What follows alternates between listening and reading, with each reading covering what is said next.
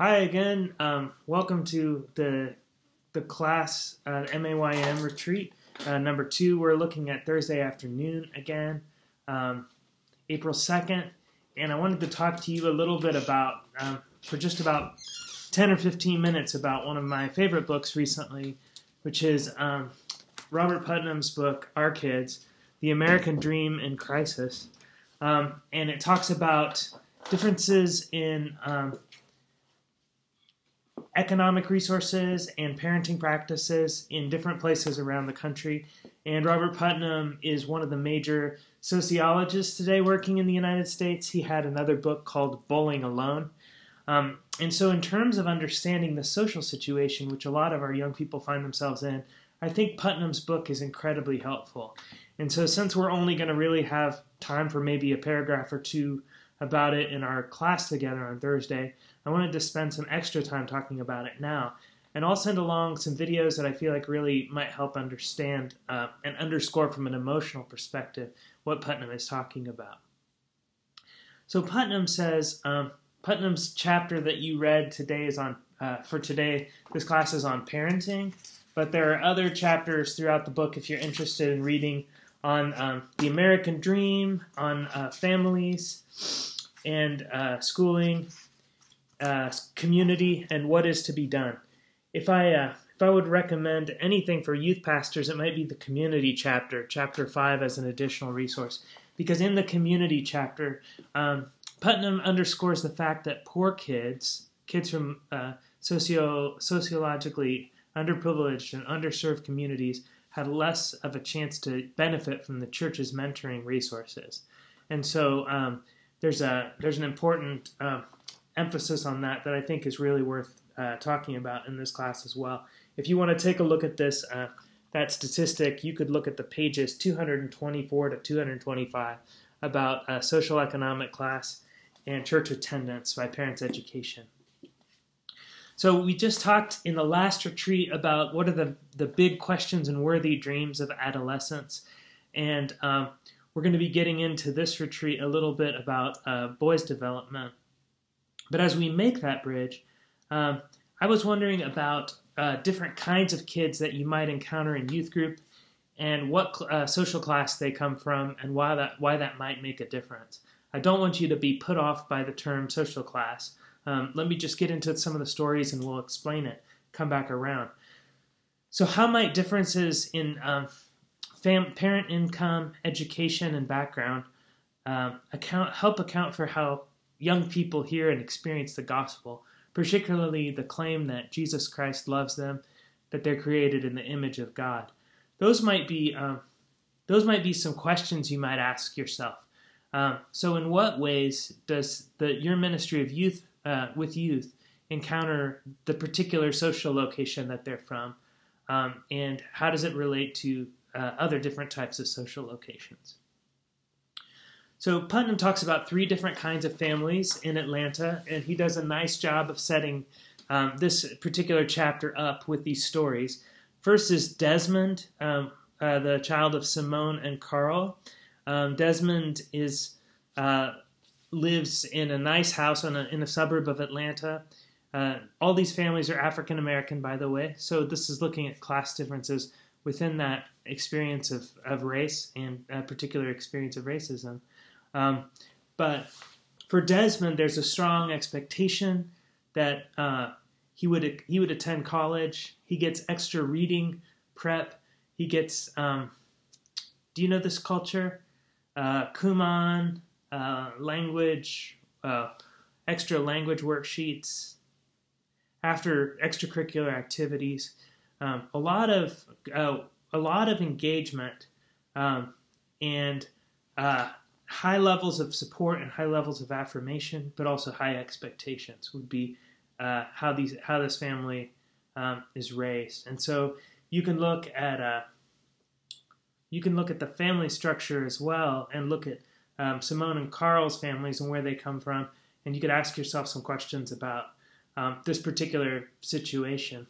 Now, there's a risk for some African American families who are quite successful that they might face some depression from kind of facing the talented 10th mentality, that idea that you have to kind of achieve to be a credit to people who, and then lift people up. So there's extra pressure when you become successful in a particular marginalized population. Then you're kind of seen as the poster child for that group, and you have to kind of achieve for that entire group.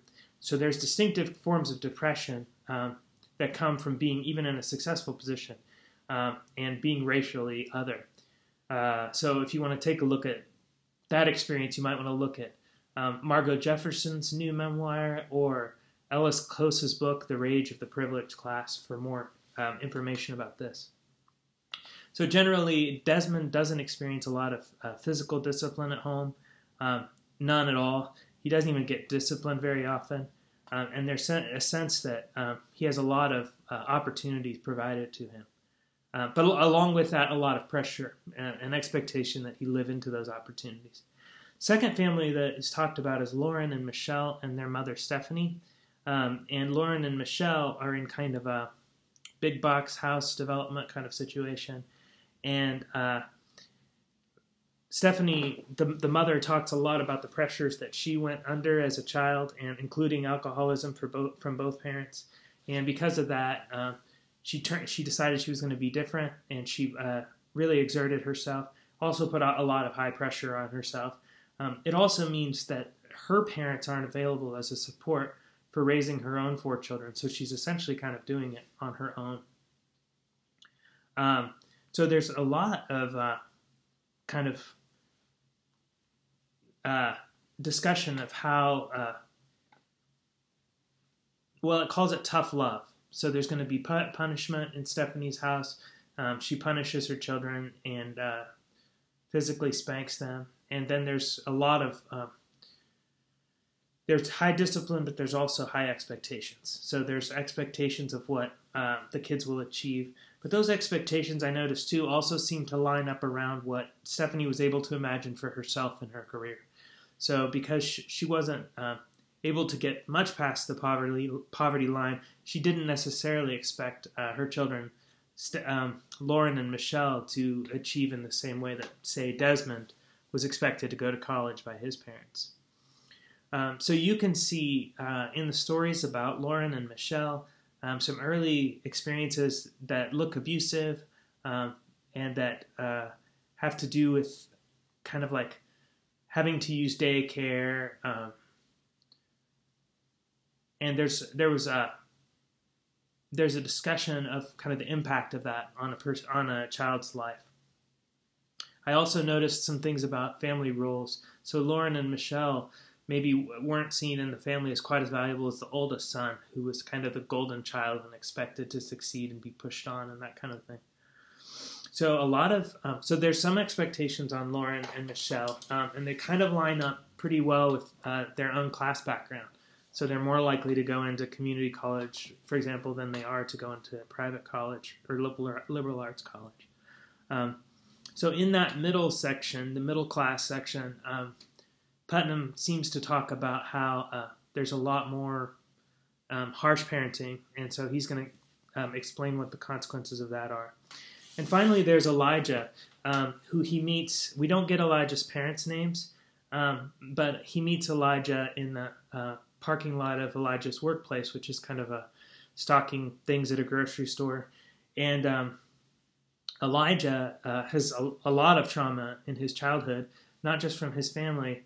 It seems like he kind of raised himself, but he also was in a neighborhood where there was a lot of violence, and he witnessed shooting, and he was around the presence of sexual assault, and he also had some periods of relative stability, but there was a lot of stressors in his childhood, and so there wasn't a lot of educational emphasis. In fact, what he was trained into was probably criminality and breaking into places, and there was a history of different crimes. So throughout these three pictures, Desmond, Lauren and Michelle, and then Elijah, you see kind of 3 different childhoods. And Putnam draws those together to say early childhood development is really, really important. So the same time frame that Siegel was going to talk about, talking about attachment, 0 to 5, but here particularly 0 to 18 months, is incredibly important for a kid's mind. And that includes attachment, snuggling, cuddling, and talking, sharing your thoughts with the child, sharing a lot of words with the child creates a set of a network of language. 19 million more words across in different class positions are shared with the kid before they end up going to daycare. And so,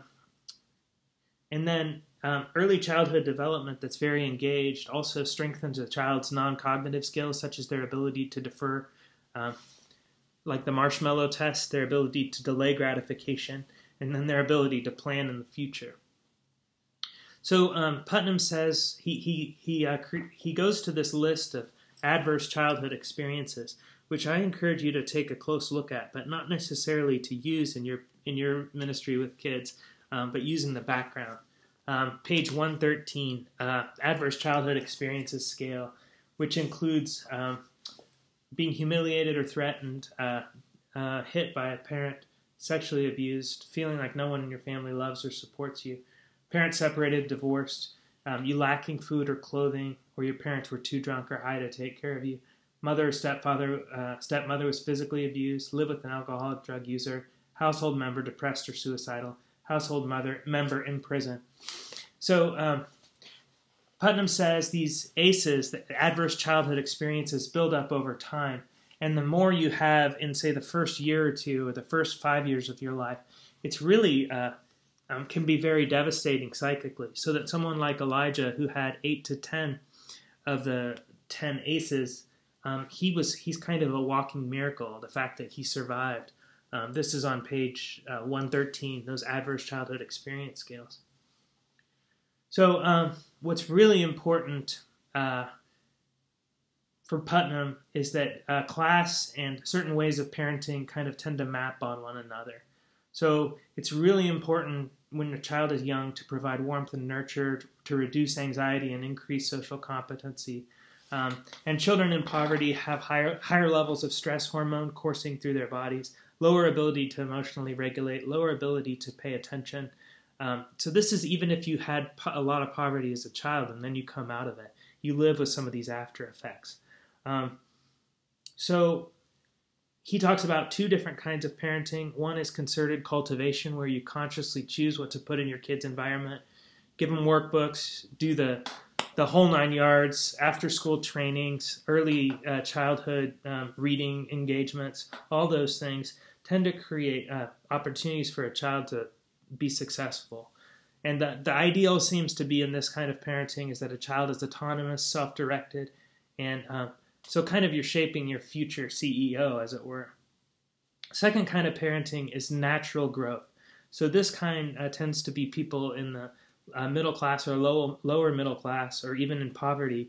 They tend to just leave children mostly to their own for a variety of reasons, with the idea that children left to their own devices will be fine.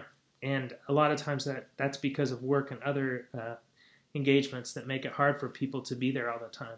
And this kind of child rearing tends to lead towards obedience and conformity, according to Putnam. So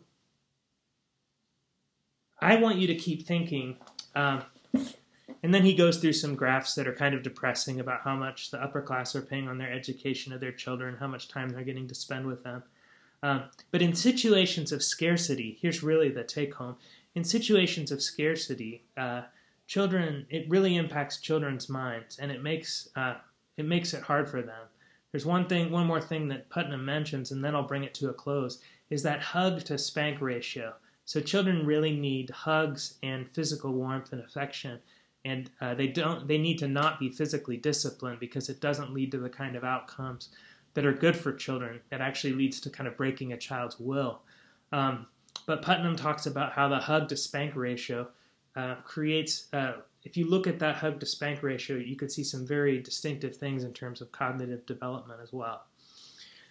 So I'd like for you to think, I know from talking with you in class, a lot of you have upper class children who've had the experiences of concerted cultivation and a lot of opportunities, and are also facing a lot of stress. They're stressed out all the time. And I think some of you too have kids who are poor in your youth groups, or who've come from these middle-class backgrounds, who may have been spanked a lot, or they may have been kind of left to grow on their own.